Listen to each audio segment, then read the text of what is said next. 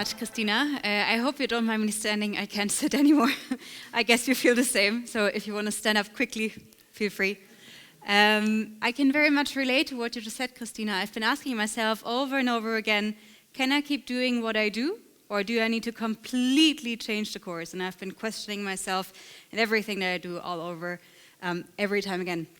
But right now, let's focus on the story maybe behind all that. So, how does this work? Yes. We're at the green set, so I couldn't spare the tennis reference. I guess all of you are pretty much aware that Roger Federer has been flying around the world multiple times to get to his tennis tournaments. But are you aware that also the shoes he's wearing, and probably much more on this picture, that they have flown across the world in order for him to be able to wear them at the tournament? To be fair, only a small portion of those shoes, those are on running shoes, fly. Most of them are transported in a container on a large container vessel, which is out of the transport modes that we have in order to ship goods around the world, the most sustainable transportation form, if you look at a per container or per product basis. So you see the shoes that have been transported with an airplane produce approximately 5 kilograms of CO2. If it's transported by ship, it's only a tenth of that, so only 500 grams. For reference, one of the flights for those who've been flying into Spain, like I had to, one of those flights, for example, from Germany to Spain is producing on a round trip about 1 ton of CO2. And also, in one of these containers that go on a ship, you fit approximately 5,000 of these pair of shoes. So if you multiply that and consider how many containers are being shipped, how many container ships are running around the world, the number of emissions that the industry is producing gets quite huge. So the need for changing the game, just like Roger and also on running are doing it, to do the same in the logistics industry is inevitable. And of course, that will only be possible through collaboration. So I work for a company called Forto, and we have been founded in 2016 with the idea in mind to revolutionize the logistics industry. Very humble. We are basically transporting goods all around the world with different transportation modes, sea freight, air freight, rail freight, also some intermodal carriage within different countries. And we digitalize the whole experience for our customers. And since a couple of years now, we also try to make the whole journey more sustainable. We have been growing quite tremendously. Growth has really been an imperative for us. We have reached unicorn status in 2022. Our latest valuation has been about 2.1 billion in March, so it's still some time ago. And we have grown to approximately 800 employees in 18 offices in 8 locations, magic 8, around the world. So that growth would not have been possible if it was for us alone. We have been backed, and we came into the industry as a challenger, completely. When we entered, there was no digitalization, and we're going to come to that in a second.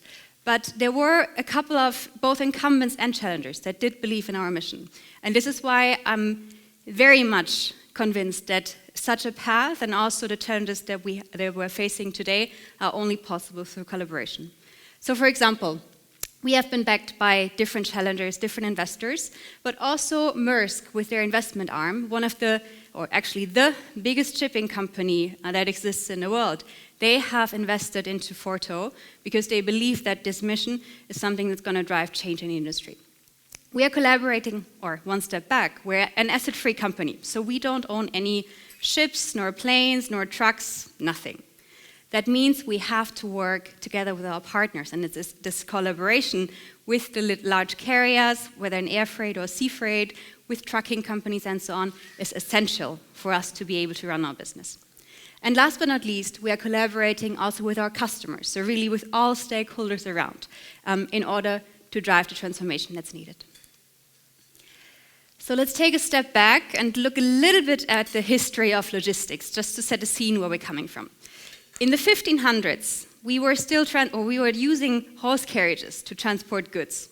By the 1770s, so 270 years later, we were using sailing ships. Just another almost 200 years later, the first container was used to ship goods around the world.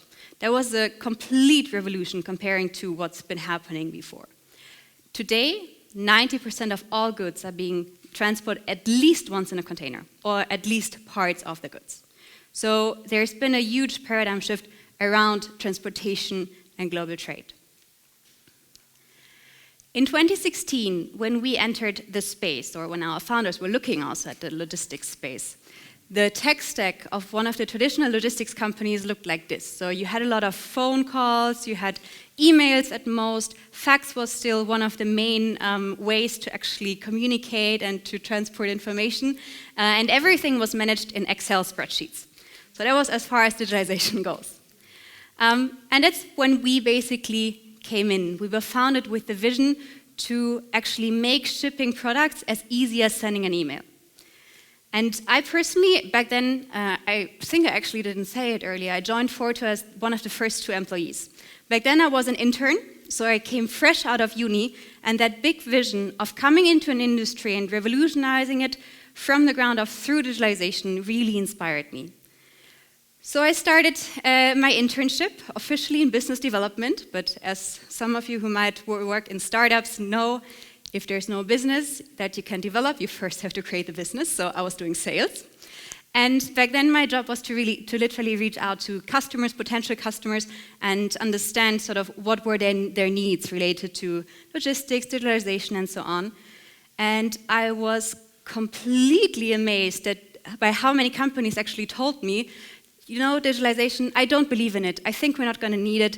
Thank you very much. Of course, there were other companies that believed in what we were doing. There were some of the large carriers seeing what we were doing, even competitors, investors, and so on. So the journey continued. But yeah, I think fast forward just 3-4 years later, 2019, 2020, there was none of the large players even able to get around digitalization. All of them had developed their own digital systems, they were onboarding their customers onto these. So it really became a huge shift just within a couple of years. And why am I telling you all this? I think if we're now looking at the challenges that we're going to face ahead, especially when it comes to sustainability, it makes me, and made me back in the days when I started on my personal sustainability journey at work, really, really hopeful to see such an old-seated industry that was so tied to its old ways. Like, companies were really holding on to it because a lot of them honestly profited quite a lot from the intransparency and the non-digital ways of doing business. But even if such an industry can change in such a short time, that means if we work together, we can actually make a change. Well, and then COVID hit.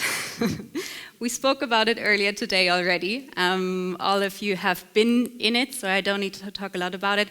But I think what COVID has really done, one of the good things is it accelerated digitalization. All over, it was clear for any company that this was the path they needed to go on to. For us, it was pretty easy, for example, to move into home office because we were already doing everything digitally. But for many companies, it required a lot of change. What it also showed was the importance of logistics, which before that was operating somewhat in the shades, right? Nobody knew about logistics, nobody knew where do my goods actually come from, like how are they being transported. And during COVID, when there was no toilet paper, or you had to wait 8 weeks for a bike to arrive, or for your furniture to come, or even longer, that's when a lot of people started thinking about logistics. And what it also did, as a third point, was it made the need for sustainable logistics, and in general the transformation into a more sustainable mindset, even more visible. And what I love about this cartoon, I've actually been using it since 2020, it's from 2020, and you see already then we were seeing, okay, COVID hit us hard, and most of us were probably thinking about, do I have to wash my hands? Do I need to use disinfectant? Do I need to use a mask? And so on.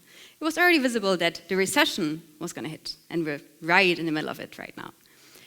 It was also visible that the climate change wave and the biodiversity collapse that are going to come after if we don't change. And they're going to come, it's just up to us how they're going to come into play. That those were even much, much bigger waves than the one that we've experienced. So what's needed in order to ride those waves is the paradigm shift. And fortunately, we're already seeing that it's happening, right? We've been talking about regenerative systems rather than extractive ones. We've been talking about circular economy rather than linear economy. And so all these things are really important.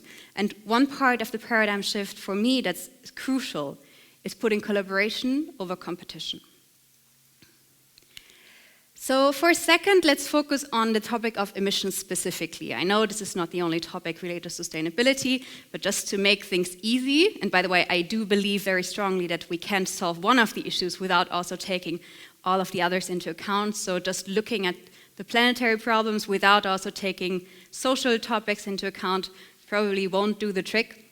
But for the sake of ease, let's take a look at emissions. This is also where the industry that I'm working in, the logistics industry, is actually having quite a large impact. So the global freight transport emissions account for approximately 7% of global greenhouse gas emissions. That's, if you would see shipping as a country, that's the 6th largest emitter in the world. It's more emissions than the whole country of Germany. The Forto emissions make up approximately 0.2% of that. So we're really a tiny fish in the whole equation. That means we can only drive change if we work together with all our stakeholders and with all companies that are part of the ecosphere.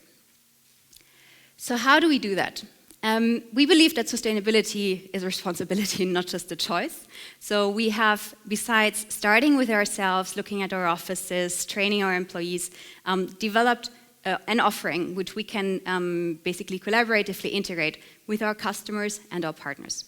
So we create visibility, working with technology partners, so challengers, but also we have to work with incumbents like the large carriers in order to get data that is actually primary and not just some high-level, calculations or estimations, to actually then help our customers understand where does my footprint actually come from. Because I think that's usually where it starts, understanding where do things come from and why do they exist in order to be able to make more conscious and sustainable decisions.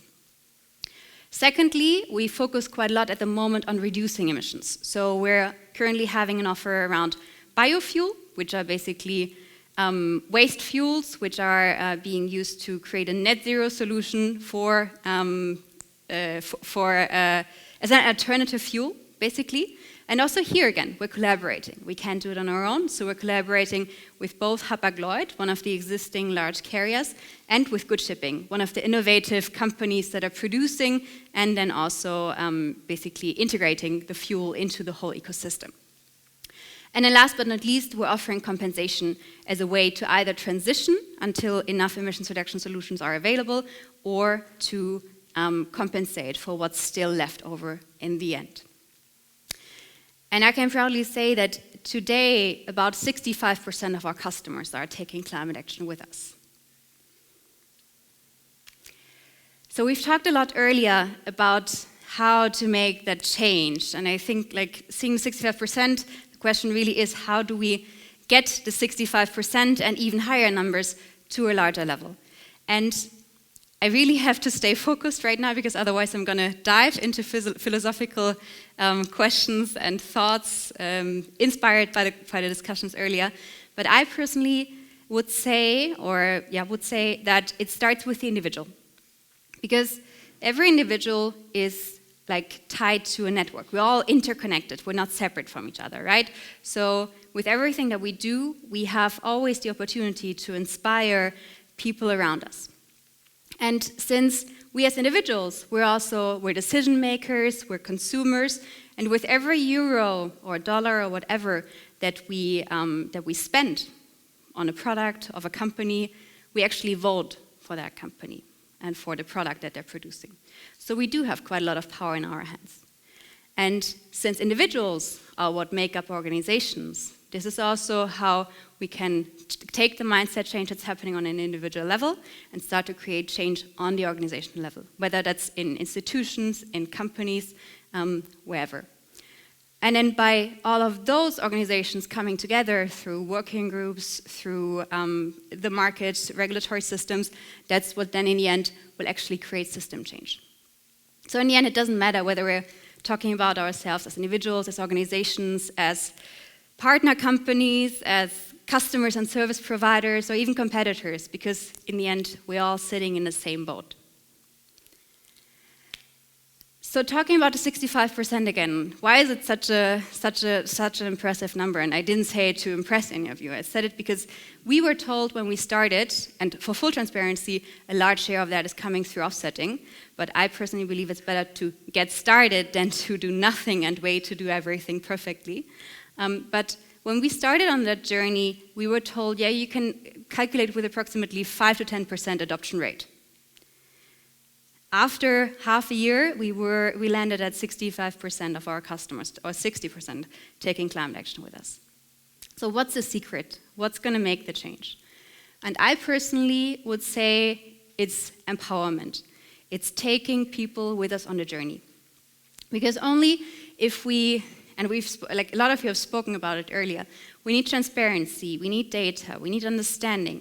We need dialogue, we need to talk to each other. That's why I also love coming to these events, because I think having that exchange, like getting new thoughts in, new inspiration, this is what's actually helping us to better understand. And then co-creating, collaborating, empowering each other to actually be able to see the power that we hold in our own hands and make a step to take action. We have been doing a lot of workshops with our own employees, for example, in operations or sales. And every time I see faces lighting up when they understand the power that they hold in their own hands to really make an impact on how they connect to the big picture. That's what inspires me, and that's what keeps me going. And that's why I would say those people who are empowered to see how they contribute to the bigger picture, those are the ones who in the end will dare to ask the questions. Why do we keep changing the planetary systems, which have been here for millions of years and clearly have the ability to regenerate themselves, instead of looking at the systems that we are creating ourselves throughout the last couple of hundreds of years? And start with that. And so, since everything is connected, I would say with every step that we take, with every action that we make, every word that we say, every thought that we think, we start changing the world, one step at a time. So it starts with all of us. Thank you very much.